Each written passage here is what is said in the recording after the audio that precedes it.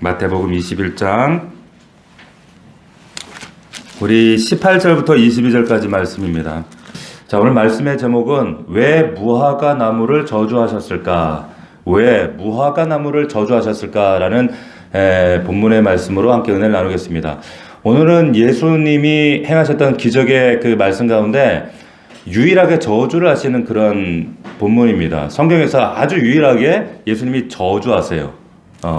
어떤 내용이냐? 18절에 우리가 보았지만 이른 아침에 성으로 들어오실 때 예수님께서 배가 고프셨어요. 시장하셔서 19절에 보면 길가에 한 무화과 나무를 보시고 그리로 가십니다. 가신 이유는 저렇게 잎이 무성한 거 보면 열매가 있겠지 가셨어요. 가셨는데 잎사귀밖에 찾지 못하고 아무것도 없는 것을 발견하시고 그 나무를 향하여 이르실 때 영원토록 네가 열매를 맺지 못하리라. 자, 이런 말씀을 하세요. 사실 오늘 본문이 우리가 굉장히 많이 오해하고 있는 이런 본문이에요. 그러면 뒤에 뭐 믿음, 산을 옮기고 뭐 믿음이니까 이거 믿음 얘기인가 보다. 그 얘기가 아닙니다. 자, 예수님이 하신 일 중에서 가장 이상한 장면이에요. 먹을 열매 하나 없다고 이렇게까지 삐지신 건가? 예수님께서 배가 고팠는데 야 열매 좀 다오 이랬는데 속이 좁으셔가지고 열매 없어가지고 화가 나셔가지고 열매 맺지 마라 저주하시고 이게 좀 예수님이 어떤 그 성품과 인격에 어울리지 않는 이런 말씀을 하시는 게 이게 영 이해가 안 되는 거예요. 근데 이게 말이 떨어지자마자 여기 말씀해 보니까 무화과 나무가 어떻게 됐다고요? 곧 마른지라 이렇게 되어 있어요. 말라버립니다. 충격적인 장면이 연출이 되는 거죠. 더군다나 이게 더 이상한 것은 이때가 6월절이 가까운 시점이거든요. 6월절. 윤재야, 언제라고? 6월절. 자, 6월절이 가까운 시점이에요. 자, 6월절이 언제냐면 요즘 달력으로 말하면 4월 달입니다. 우리 달력으로 4월 달. 4월 달이라고 하는 이 시기는 이때 무화과 나무가 열매가 맺힐까요? 안 맺힐까요? 안 맺혀요. 이때는 무화과가 맺히는 시기가 아니에요. 병행구절 마가복음 11장 13절에 보면 이는 무화과의 때가 아님이라라고 나와 있습니다. 무화과 열매 거둘 때가 아니에요. 그런데 예수님 해도 너무 하시잖아요. 열매 때도 아닌데 가서 열매가 없더라 그러고 너 말라 죽어라 이런 저주하시고 왜 이런 이상한 퍼포먼스를 하시나? 옆에 있는 사람들이 얼마나 황당하겠어요. 자, 열매 없어? 너 저주받아 죽어. 자, 이게 도대체 어떤 의미인가? 이게 오늘 주제입니다. 왜 무화과 나무를 저주하셨을까라고 하는 거예요. 자, 이 납득이 안 되는 장면을 여러분들이 이해하기 위해서는 오늘 우리가 18절부터 읽었지만 21장 전체를 우리가 큰 그림으로 거시적으로 이해할 필요가 있습니다. 자, 21장 맨 처음으로 가시면 1절, 2절 말씀 우리가 같이 한번 읽어보겠습니다. 시작. 그들이 예루살렘에 가까이 가서 감람산 벳박에 이르렀을 때에 예수께서 두 제자를 보내시며 이르시되 너희는 맞은편 마을로 가라. 그리하면 곧 매인 나귀와 나귀 새끼가 함께 있는 것을 보리니 풀어 내게로 끌고 오라.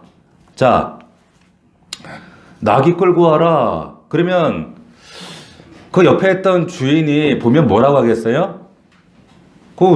왜 남의 물건 손대요? 그거 놔두셔. 이러지 않겠어요? 왜 마음대로 가져가십니까? 3절. 만일 누가 무슨 말을 하거든 뭐라고 대답하냐면 주께서 쓰시겠다 하라. 그러면 그냥 보내줄 거다. 그러면 나귀와 나귀 새끼를 데리고 올 수 있다. 얘기하시는 거예요. 지금 왜 이런 그 명을 하시는 거예요? 지금 예루살렘에 죽으러 십자가 지러 들어가시기 위한 마지막 장면이거든요. 이 나귀 타고 들어가실 예정이거든요. 그래서 이 명령을 하시는 겁니다. 이 장면에 대해서 또 여러 가지 의견이 분분합니다. 자유주의 신학자들, 소위 말하는 성경에 이렇게 신성을 믿지 않고 기적을 믿지 않는 신학자들을 자유주의 신학자들이라고 하는데 이 사람들은 어떻게 이걸 해석하냐면 예수님이 미리 가서 나귀 값을 지불한 거다. 제자들 몰래 미리 가가지고 거기서 주인한테 나귀 값을 주고 뭐라고 얘기하냐면 내일 이맘때 우리 제자들이 올 텐데 제자들이 오면 제자인지 아닌지 이거를 분별할 수 있는 암호를 하나 정합시다. 그게 뭐냐? 주가 쓰시겠다 하라 이거예요. 주가 쓰시겠다. 이 얘기를 하면 암소리 하지 말고 그냥 내줘라. 내주고 그리고 그러면 나귀를 가지고 올 수 있도록 해라. 이렇게 미리 조치를 했다는 거예요. 다시 말하면 미리 선 지불했다라고 하는 설이 있어요. 납득이 되십니까? 네? 억지죠. 이 자유주의 신학자는 이런 억지를 하는 거예요. 안 믿기로 작정한 사람들이기 때문에 이렇게 이런 주장을 펴는 겁니다. 하나님께서 예수님도 창조주이신데 이런 기적, 사람 마음, 원격 조정 마음을 바꾸지 못하시겠어요? 하실 수 있죠. 하실 수 있는 겁니다. 자, 나귀를 데려옵니다. 자, 나귀를 데려오는 중요한 이유를 오늘 본문에서 얘기를 하는데 4절을 한번 보세요. 이는 선지자를 통하여 하신 말씀을 이루려 하심이라. 말씀을 이루기 위해서 지금 이 일을 진행하신다는 거예요. 그러면서 5절 말씀인데 같이 읽겠습니다. 시작. 시온 딸에게 이르기를 내 왕이 내게 임하나니 그는 겸손하여 나귀 곧 멍에 매는 짐승의 새끼를 탔도다 하라. 자, 예수님 오시기 800년 전에 지금 이 예언이 스가랴를 통해 이 말씀은 구약성경 스가랴 9장 9절에 그대로 있는 말씀이에요. 이 말씀이 그대로 응해지는 것을 위에서 예수님이 지금 이런 퍼포먼스를 진행하시는 겁니다. 자, 그런데 여기에 보면은 겸손이다 이렇게 얘기를 했는데 이것도 이제 분분합니다. 의견이. 겸손으로 번역할 거냐 이걸 온유로 번역할 거냐 여러 가지 지금 학자들마다 견해가 다른데 우리가 이제 그 성경에 보면 NIV 성경이라는 데가 있어요. 그리고 킹제임스 버전 성경이 있는데 킹제임스 버전 성경에는 이 겸손을 lowly 그러니까 스스로 낮아지셨다는 거예요. 낮추시기 위해서. 그래서 나귀를 탔다 이렇게 되어 있습니다. 그런데 NIV 성경에는 젠틀에서 이렇게 젠틀 온유해서. 근데 이 젠틀 온유라고 하는 이 원어적 의미는 뭐냐면 전쟁과 관련 있는 단어예요.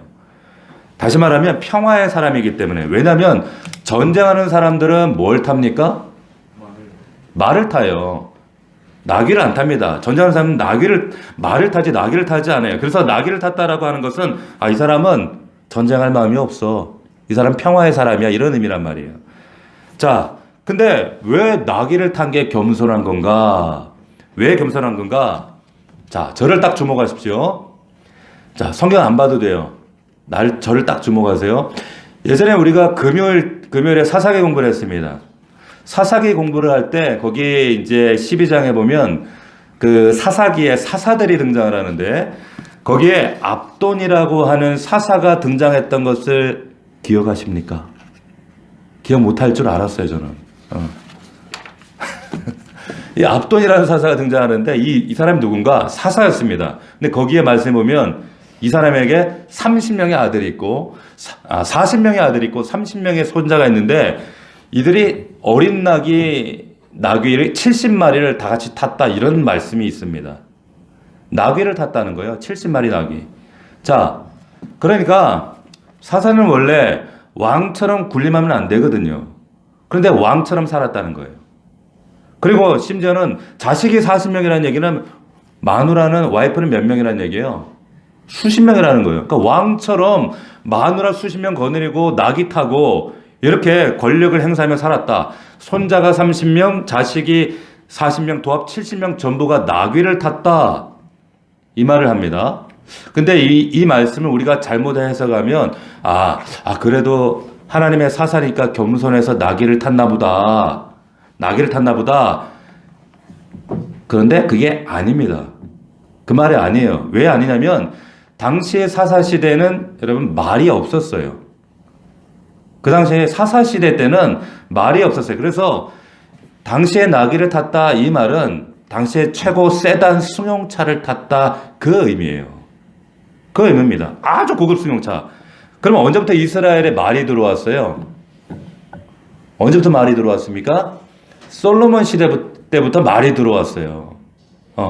그러니까 솔로몬 시대부터 말이 들어와서 그 이후로는 높은 사람들이 다 말을 타는 거예요. 근데 예수님 당시에는 나귀를 타요. 그러니까 말을 탈 수 있는데 나귀를 타네, 겸손하네 이렇게 되는 거예요. 자, 더 쉽게 설명을 해드리면 이런 겁니다. 1975년도에 우리나라의 최초의 승용차를 만들었어요. 현대가. 그 승용차 이름을 기억하십니까? 포니였어요. 포니. 당시에 대단했어요. 우리나라에서도 승용차, 세단을 만들었다. 이래가지고 근데 이 포니가 나오니까 막 난리가 났거든. 우리나라가 이 정도 컸다 그러면서. 근데 이 포니를 아무나 못합니다. 엄청난 재력가들, 정말 돈 많은 사람들, 이런 사람들만 탔단 말이에요. 내가 포니를 탔다. 와, 저 사람이 포니 탄다. 그리고 그 폰에다가 또 이만한 막 전화기도 놓고 막 자랑한다. 막 이랬었잖아요, 옛날에. 그런데 75년도에 포니를 타는 것과 그런데 1990년도에 포니를 타는 거는 이거는 얘기가 달라지는 거예요. 90년대에 포니를 탔다? 그럼 정말 안 좋은 차를 탄 거죠. 이해가 되십니까? 자, 마찬가지예요. 사사시대 나귀를 탔다? 그러면 대단한 거지만 예수님 시대 나귀를 탔다? 이건 대단한 게 아니에요.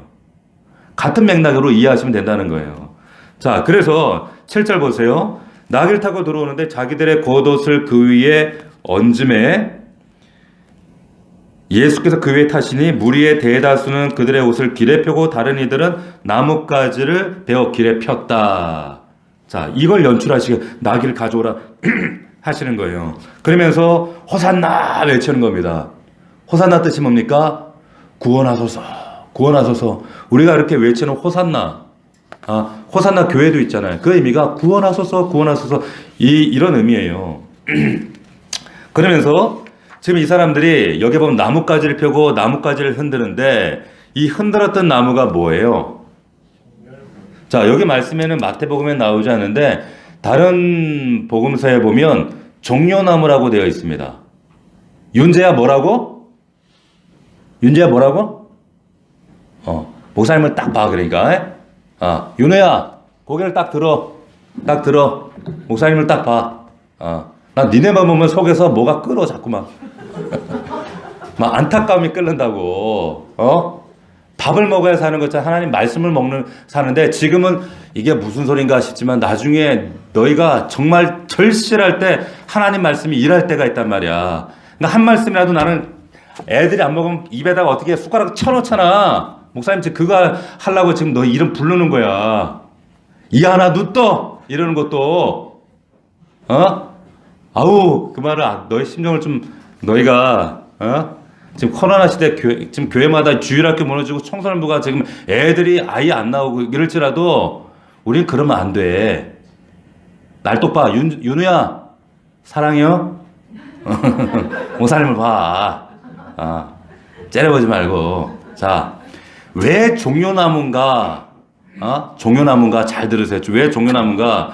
종려나무 들고 호산나 찬송하리라 주의 이름을 오시니 이 사람들이 막 여러분 그 나사렛 예수 영화 보면 막 그런 장면 봤잖아요. 왜 종려나무인가? 여러분 왜 허고 많은 그 나무 중에 이 사람들이 왜 이 종려나무를 흔드는가? 이유가 있어요. 왜냐하면 이스라엘 백성들에게는 종려나무에 대한 추억이 있었습니다.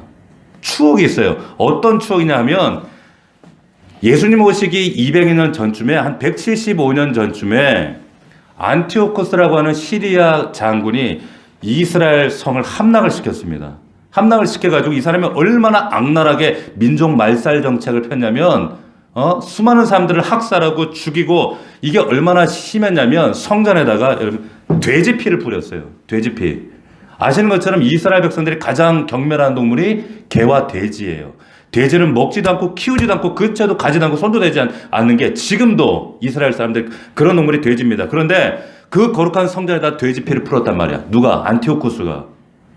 그러니까 이스라엘 백성의 눈이 뒤집어진 거예요. 얼마나 모욕적이고 이게 정말 참을 수 없는 이 충격이죠.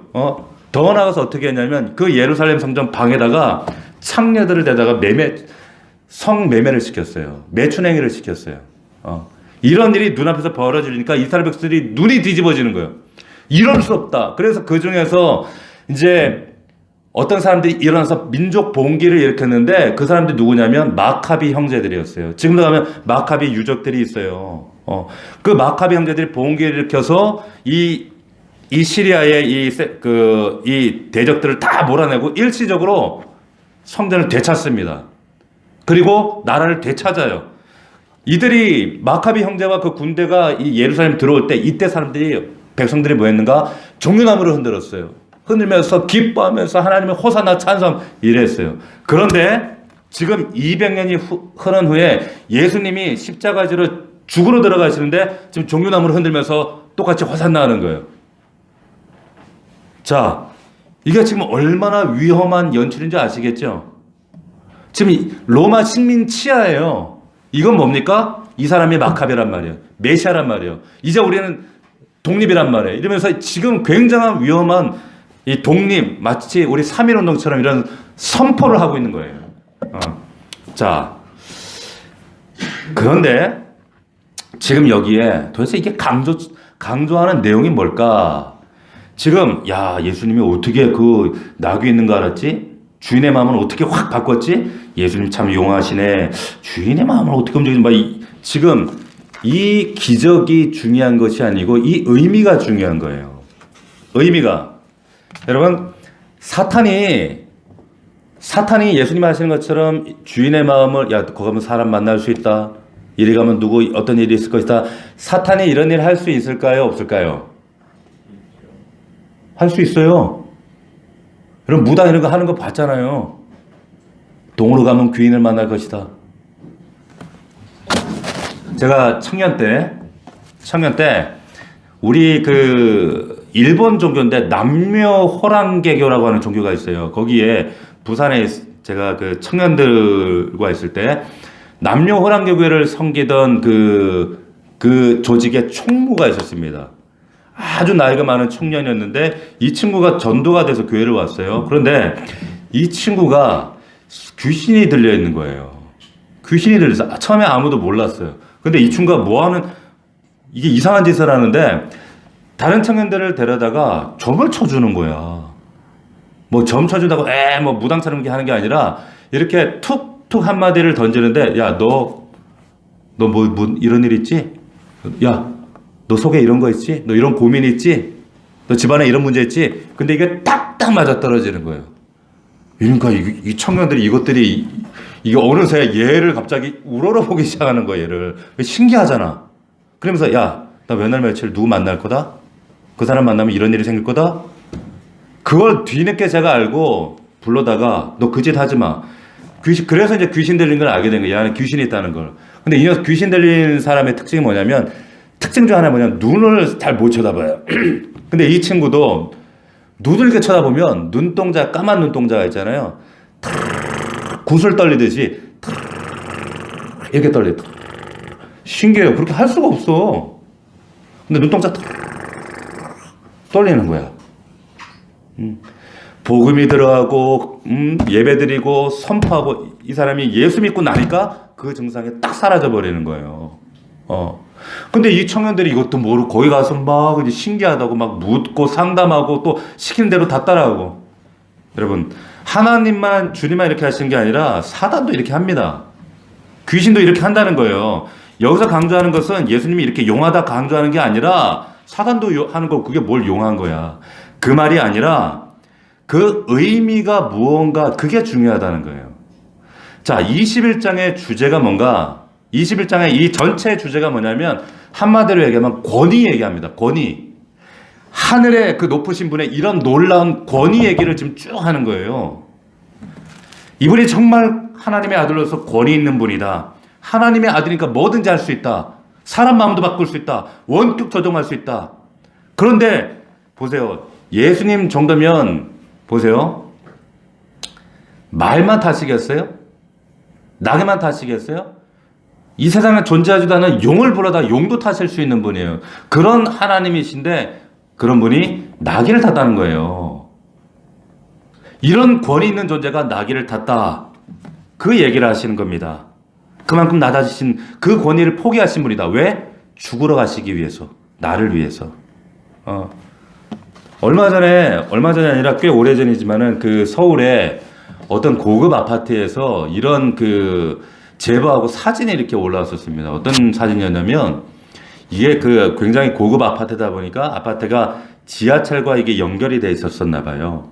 그런데 어느 날부턴가 그 경비하시는 분이 아침만 되면 머리가 할아버지 경비 나이 연세 드신 분들이 주로 하시잖아요. 나오셔서 출근하시는 분들 나가는 그 입구에서 90도로 이렇게 인사를 하시더라는 거예요. 근데 그게 어떤 분들이 어떤 그 대학생이 그게 마음에 불편했나 봐요. 우리 아버지, 할아버지 같은 어른이 자기한테 90도로 인사하고 나가시는 분들한테 인사를 하는 게 이게 마음이 불편한 거야. 그러니까 이게 안 했으면 좋겠다. 제발 이러지 않았으면 좋겠다. 이래가지고 이걸 제보하면서 이게 올렸는데 나중에 알고 봤더니 이게 왜 문제가 됐는가. 이것을 입주자 대표가 시킨 게 드러난 거예요. 아니 다른 아파트는 다 인사하는데 왜 우리 아파트 경비는 인사 안 해? 인사해! 이래가지고 그 입주자 대표도 40대 젊은 새파란 이 대표가 지 아버지 뻘 같은 사람한테 인사를 해라 그래가지고 인사를 한 거예요. 인사를 한 거예요. 보세요. 여러분 이게 세상 가치예요. 높아지려면 자기가 높아지려면 내가 이런 인사 받아야 돼. 그래 나 높아질 수 있어. 이게 우리들이 지금 발 딛고 살아가는 이 땅의 세상의 원리고 정말 굴욕적이지만 이 굴욕 앞에 때로는 우리가 머리를 숙여야 되고 그럴 때도 있잖아요. 이게 세상 원리라는 거예요. 근데 그런다고 높아집니까? 예수님이 지금 그 얘기 하시는 거예요? 성경의 법칙은 그게 아니잖아요. 높아지면 네가 낮추라는 거예요. 네가 높아지기 원하면 네가 먼저 인사하라는 거예요. 네가 인사받고 싶으면 네가 먼저 인사하라는 거예요. 이게 세상 가치와 다른 바로 이 성경의 원리, 하나님 나라 원리라는 거예요. 달라도 너무 다르죠. 자, 예수님께서 성전에 들어가시죠. 나귀 타고. 성전 안에 들어갔더니 12절을 한번 보십시오. 지금 어떤 모습들이 연출되어지고 있는가? 12절 같이 읽겠습니다. 시작. 예수께서 성전에 들어가사 성전에서 매매하는 모든 사람들을 내쫓으시며 돈 바꾸는 사람들의 상과 비둘기 파는 사람들의 의자를 둘러보시고. 자, 지금 여기 안에 성전 안에 누가 있나 봤더니 매매하는 자들이 있어요. 어떤 사람들이냐? 돈 바꾸는 사람들, 매매하는 사람들, 비둘기 파는 사람. 양도 팔고 소도 팔았는데 특별히 대표적으로 비둘기 파는 사람만 언급을 해요. 이유가 있어요.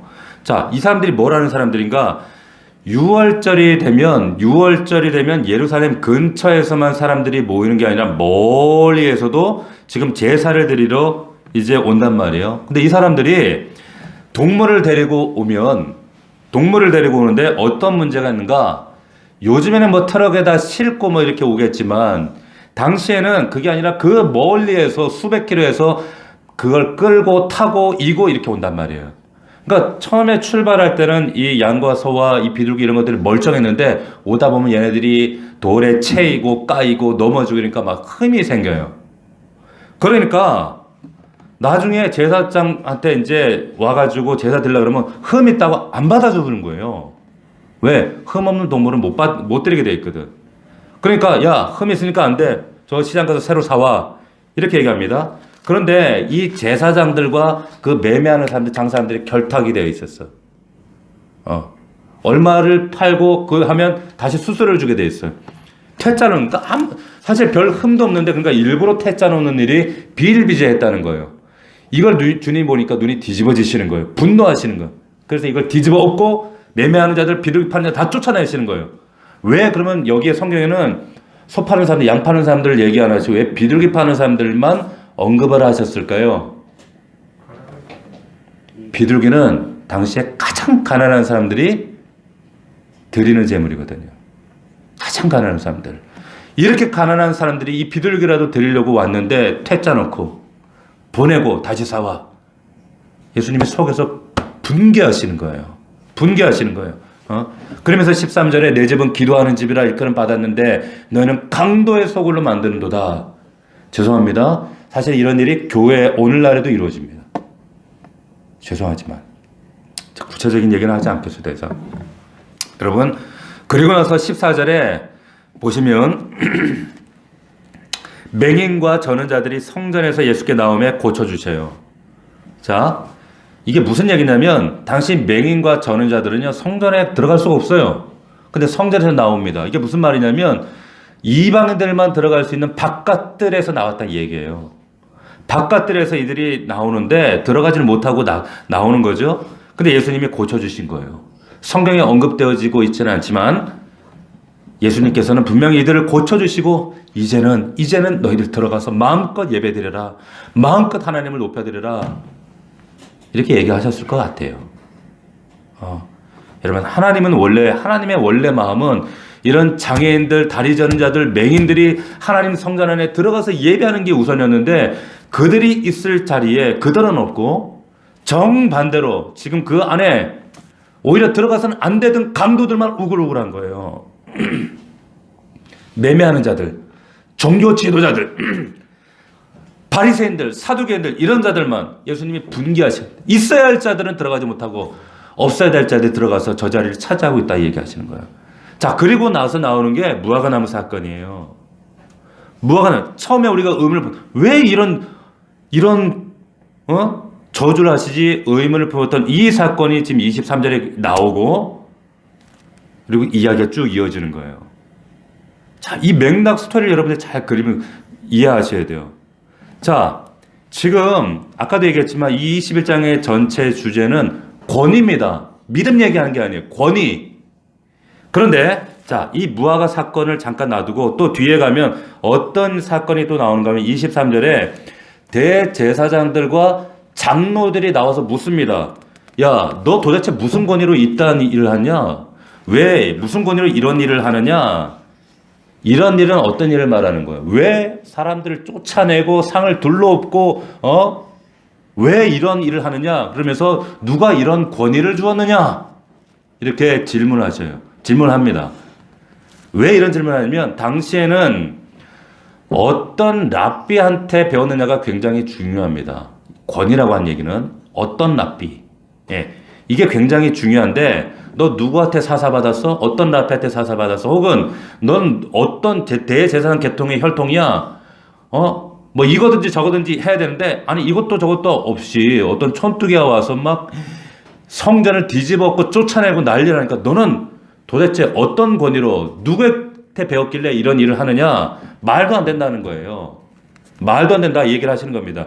무슨 권위로 내가 지금 이런 행위를 하는 것이냐 묻는 거죠. 자, 예수님께서 뭐라고 대답하십니까? 예수님이 굉장히 지혜롭게 대답하셔요. 24절. 예수께서 대답하시되 나도 한 말을 너에게 물으리니 너희가 대답하면 나도 무슨 권위로 이런 일을 하는지 이르리라. 요한의 세례가 어디로부터 왔느냐? 하늘로부터냐? 아니면 사람으로부터냐? 한마디로 얘기하는 거예요. 자, 지금 오케이. 나도 묻겠다. 야, 그러면 내가 너희한테 물을 텐데 뭘 묻느냐? 네가 대답을 하면 나도 대답을 해주겠다. 뭘 물어보시는가? 요한의 세례가 하늘로부터 왔느냐? 하늘로부터 온 권위냐? 사람으로부터 온 권위냐? 지금 이 얘기를 하는 거예요. 자, 하늘로부터 왔다 그러면 너 왜 하나님으로부터 왔는데 왜 안 믿어? 이럴 것이고 사람으로부터 왔다 그러면 민심이 천심이라 그랬는데 왜 모든 사람들을 따르는데 너는 안 따라? 그러니까 진퇴양난이죠. 그러니까 이 사람들이 곤란해지니까 대답도 못하고 있는 거예요. 자, 그러자 예수님께 대답해야 돼. 네가 대답을 못해? 그럼 나도 대답 안 해. 그러면서 엉뚱한 이제 비유 말씀을 하십니다. 자, 다시 한번 말씀드리지만 마태복음 21장 전체의 주제는 권위 얘기를 하시는 거예요. 하늘의 권위를 얘기하시는 거예요. 자, 다시 무화과나무 문제로 돌아옵니다.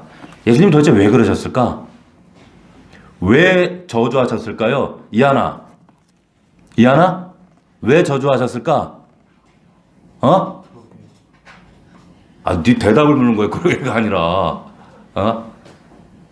윤우야! 무화과나무를 왜 저주하셨을까? 경원아! 왜 저주하셨을까?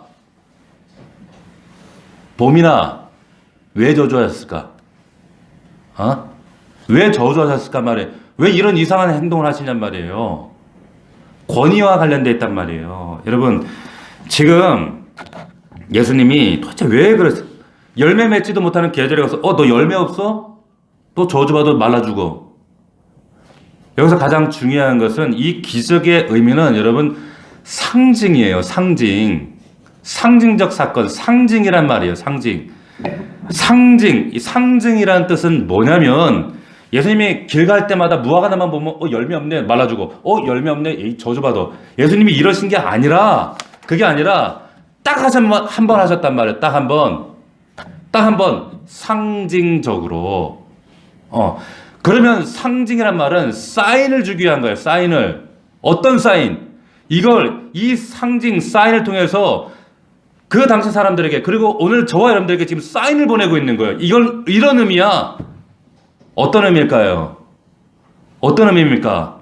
여러분 잘 들으세요. 중요한 얘기합니다. 지금 예수님이 성전 들어가셔서 지금 이런 상황들을 보이실 때 이런 성전의 당시의 모습은 지금 당시에 열매를 맺을 수 있는 상태였습니까? 열매를 맺을 수 없는 상태였습니까?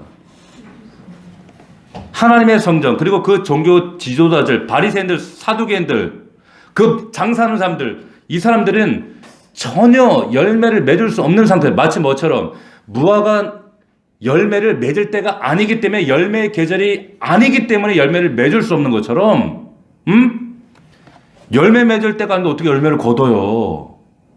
한겨울에 어떻게 수박을 거둬요? 마찬가지로 무화과 계절이 열리는 계절이 아니기 때문에 절대로 열매를 못 맺어요.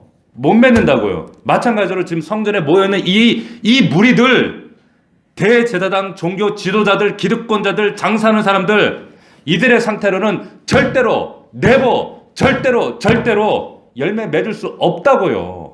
없어요. 없습니다. 그런데 뭐만 있습니까? 잎사귀만 무성하단 말이에요. 잎사귀만. 잎만 무성하다는 거예요. 성전에는 뭐만 있습니까? 엄청 제사 드리고 종교적인 퍼포먼스를 행하고 제사를 드리고 피를 뿌리고 하나님 이래서 하나님 이름 운운하면서 얼마나 제사는 절대 안 빼먹고 꼬박꼬박 예배 드리고 종교에 의해서 움직여지는 나라예요. 이스라엘은. 근데 뭐만 무성해요? 잎만 무성하다는 거예요. 잎만. 절대로 열매 맺을 수 없어요. 그런데도 불구하고. 예수님께서 이 나무를 통해서 우리에게 상징적 의미를 보여주시는 거예요. 너 이러면 말라 죽는다. 영원히 마른다. 너 저주받는다. 열매 없으면 이렇게 된다는 거예요. 자, 여러분 잘 들으세요. 이건 오늘날 한국교회와 조금 더 다를 바가 없습니다. 어쩌면 두렵지만 우리의 모습과 조금 더 다를 바가 없어요. 한국교회는 열매 맺을 수가 없어요. 열매가 없어요. 열매는커녕 불신자들한테 손가락질 달고 조롱당하는 시대가 됐어요. 어디 나가서 교회 다닌다고 전도도 못해요. 지금은. 여러분 교회가 얼마나 건물이 큽니까? 얼마나 화려해요. 그런데 주님이 진노하실 만해요. 분명히 이 땅에 오시면 그때처럼 교회를 뒤집었고 어쩌면 이 교회 문을 이렇게 닫아버리신 건지 몰라. 이 코로나로 인해서. 이 무화과나무의 저주가 권위와 무슨 상관이 있는가? 여러분 20절에 무화과나무가 이렇게 말라버리니까 제자들이 보고 이상히 여깁니다. 아니 20절에 보니까 제자들이 보고 이상히 여겨 무화과나무가 어찌하여 곧 말랐나이까 어찌하여. 번역이 애매해요. 애매해. 왜? 제자들이 핀트를 못 잡고 있는 거예요. 어찌하여 보면 영성에 이게 how로 돼 어떻게 말랐습니까? 이렇게 돼 있어요. why가 아닙니다. 어떻게 말랐습니까? 어떻게 말랐죠? 이 마르니까 신기하네요. 어떻게 말랐습니까? 잘못 물어보고 있는 거예요. 아시겠어요? 뭐라고 물어봐야 돼요? why? 주님 왜 말랐습니까? 왜 마르게 하신 겁니까? 이렇게 물어야 정답인데 그렇게 안 물어봐요. 얘네들도 지금 삔대가 어긋나고 있는 겁니다. 자, 그런데 예수님의 답변이 오히려 그 제자들 질문에 오히려 같은 답변의 뉘앙스로 대답을 해요. 21절 같이 읽어보겠습니다. 시작. 예수께서 대답하여 이르시되 내가 진실로 너희에게 이르노니 만일 너희가 믿음이 있고 의심하지 아니하면 이 무화과나무에게 된 이런 일만 할 뿐 아니라 이 산더러 들려 바다에 점프해서 빠져라 그러면 빠질 것이다. 자, 예수님의 대답이 뭐처럼 보여요? 도대체 어떻게 이 일이 가능하냐면 다 할 수 있어. 이렇게 할 수 있어. why가 아니라 how로 대답하시잖아요 지금. 그럼 예수님도 지금 질문을 혼동하시는 건가? 아닙니다. 얼핏 보면 이 본문을 엉뚱하게 설명하시고 설교하시는 분들이 많아요. 이건 믿음 얘기하시는 게 아니에요. 이건 권위 얘기하시는 겁니다. 권위. 예? 지금 야, 너 믿으면 산도 빠진다 바다에. 저 광교산도 바다에 빠뜨릴 수 있어. 엄청난 일 할 수 있어. 단언컨대 그 얘기가 아니에요. 그 얘기가 아니라 여러분 우리가 믿으면 역사상 한 번이라도 산이 바다에 빠진 적 있습니까? 심지어는 예수님이 이런 일을 하셨나요? 예수님도 안 했어요. 예수님의 말씀의 논점은 일관성이 있습니다. 지금 이 얘기는 뭐냐면 열매 없으면 분노하시다가 갑자기 믿음 얘기로 3,000% 빠지신 얘기가 아니라 일관된 얘기, 권위 얘기를 하고 계세요. 권위. 무슨 권위? 무슨 권위요? 윤재야, 무슨 권위라고? 이하나, 무슨 권위? 벌하실 수 있는 권위를 말하는 거예요. 심판하실 수 있는 권위를 말하는 겁니다. 여러분, 열매 없는데 잎사귀만 풍성할 수 있는 벌하실 수 있는 권위. 열매 없는데 잎사귀만 무성한 가짜 믿음을 벌할 수 있는 권위. 내가 누구냐? 벌할 수 있는 그런 심판주 하나님이다 얘기하시는 거예요. 하나님은 껍데기만 남겨진 교회, 껍데기만 가진 가짜 믿음, 제사만 번제를 예배만 번제를 예배 행위는 번제를 매주마다 하는데 열매 없는 진짜 믿음이 아닌 이런 교회들 나는 얼마든지 심판할 수 있다. 그 권위를 말씀하시는 거예요. 여러분 두렵고 떨리는 마음으로 받으셔야 됩니다. 그래서 산을 들어서 바다에 빠뜨리다라고 얘기하시는 것은 진짜로 여기 산이 있네. 내가 믿음을 한번 옮겨볼게. 광교산 빠뜨렸네. 봤지. 이 얘기하시는 것이 아니라 내가 이만한 권위를 가진 분이다. 21장 전체 중에 권위 얘기하시는 거예요. 그 권위를 가진 분이 낙이 타고 권위를 내놓고 십자가 죽으러 간다. 너를 위해. 예수님은 나를 위해 죽어진 구원자이시지만 동시에 심판하실 심판자도 되신다는 얘기예요. 예수님은 나무를 만드신 분입니다. 나무를 지금도 다스리는 분이에요. 하지만 나무가 당신의 기대를 저버렸을 때 그 나무를 심판할 수도 있다. 나무만 그랬습니까? 식물만 그랬습니까? 천하의 모든 동물과 만물 모두를 다 그렇게 하실 수 있는 모든 만물의 주인 되신다. 그 얘기 하시는 거예요. 아멘이십니까? 그러므로 우리가 그분의 뜻과 그분의 의도를 무화과나무처럼 우리가 거스리게 될 때 그 만물을 저주하시고 심판할 수 있는 권위를 가지신 그 하나님이 얼마든지 우리에게 심판주로 오신다는 것. 마지막 때에 우리는 주님 앞에 반드시 심판대 서는 날이 있습니다. 그걸 기억하라는 거예요. 그 심판주, 구원주 하나님의 권위를 기억하라는 말씀이 21장 전체에 똑같은 말씀으로 녹아져 있는 겁니다. 여러분, 오늘도 저와 여러분의 인생을 있게 하셨고 존재하게 하시고 조금 오면 이제 미국으로 보내시는 하나님 우리 이한이를 그리고 우리 앞으로 파란만장하게 살아가야 될 우리 다음 세대 우리 윤재와 윤호 이 젊은 아이들 이름을 자꾸 부를 때 이유가 있어요. 그지? 이런 너희들에게 우리 모두에게 지금도 다스리고 계시고 지키고 계시고 무화과나무의 존재가 있는 것처럼 우리의 존재를 존재되게 하시는 그 하나님이 얼마든지 그 하나님의 인생의 의도대로 그분의 계획대로 우리가 살지 못할 때 우리의 인생을 뿌리채 새롭게 하실 수도 있지만 뿌리채 말라버리게 하실 수도 있는 분이 하나님이시다라는 거 하는 거. 그렇기 때문에 그 하나님 앞에서 우리가 까불어서 안 된다는 거예요. 주님이 지금 예루살렘에 들어갑니다. 왜 들어가세요? 죽으러 가시는 거예요. 죽으러 누구를 위해? 나를 위해, 우리를 위해 왜 죽으세요? 잎사귀만 무성한 우리의 열매가 없어 잎사귀만 무성한 정말로 저주받은 무화 같은 우리의 인생을 다시 회복시키시기 위해 지금 죽으러 들어가시는 거예요. 21장에. 예? 중요한 게 뭡니까 그러면? 정말 중요한 게 뭘까요? 열매입니다. 이하나 뭐라고?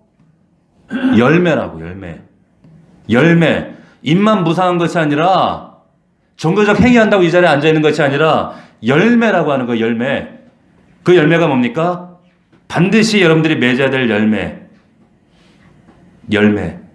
그 열매가 뭔가? 자, 오늘 말씀 가장 중요한 말씀 아까 21절 이 말씀이 뭐로 연결되는가? 그래서 21절에 믿음으로 귀결되어지는 거예요.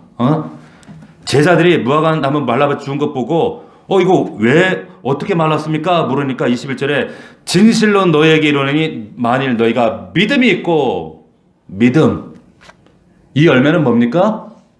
믿음의 열매를 말하는 거예요. 믿음의 열매. 이런 종교적인 행위만 있고 입만 무성한 겉모습만 연출하는 그게 아니라 믿음을 요구하시는 거예요. 믿음. 그 믿음은 뭡니까?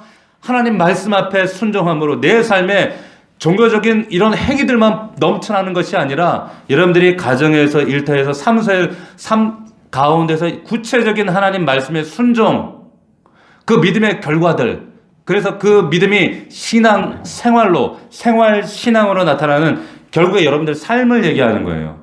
할렐루야.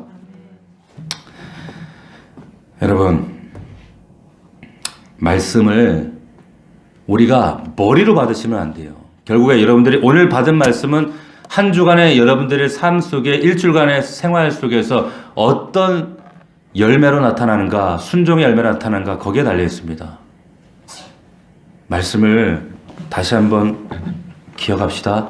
주님이 왜 무화과나무를 저주하셨는가? 여러분, 이 말씀을 기억하면서 종교 행위에 몰입하는 것이 아니라 정말로 입만 무상한 것이 아니라 열매로 주님 앞에 나아갈 수 있는 저와 여러분들이 되기를 주의 이름으로 축원합니다. 축원합니다. 기도합시다. 우리 1분간만 각자 하나님 앞에, 하나님, 입만 무성한 종교만 연출하는 자들 되지 않게 하옵소서. 열매를 내는 자들 되게 하옵소서. 우리가 무화과 나무가 되지 않게 하옵소서. 우리 다 함께 1분간만 통성으로 기도하겠습니다. 아버지 하나님, 아버지 하나님, 주님,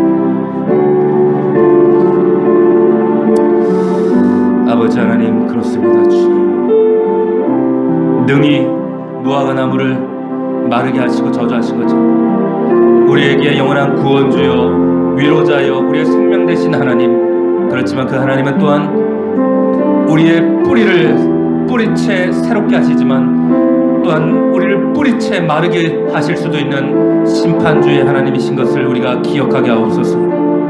아버지, 두렵고 떨리는 마음으로 이 땅에서 우리에게 부르신 맡겨진 삶을 감당케 하옵소서. 하나님, 방종하고 내 뜻대로 교만하며 내 마음대로 행하는 자들 되지 않게 하옵소서. 오직 내 안에 예수 그리스도로 말미암아, 주님으로 말미암아, 주님 나를 위해 십자가 져 주신 것처럼 우리도 주님 맡기신 십자가의 사명 감당할 수 있도록 아버지 붙드시옵소서. 역사하여 주시옵소서.